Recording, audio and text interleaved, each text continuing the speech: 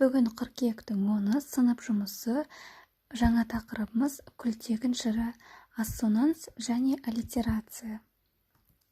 Бүгінгі сабағымыздың мақсаты шығармадағы көркемдегіш құралдардың қолданысын талдау, шығармалардағы эпизодтар мен бейнелерді салыстыру, бағалау критерийі, шығармадағы эпизодтар мен бейнелерді салыстырады, шығармадағы көркемдегіш құралдардың қолданысын талдайды, шығармадағы эпизодтар мен бейнелерді ұлттық құндылықтар негізінде салыстырады.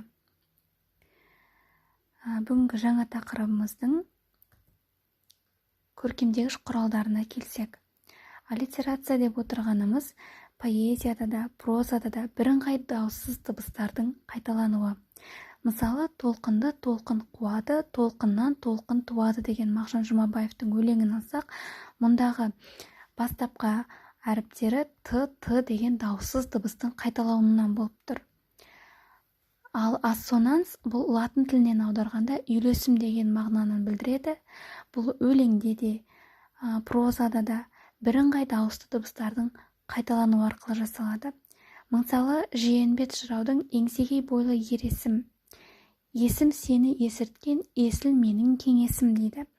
Осы жердегі е әріптері дауысты және де олар қайталанып келіп тұр.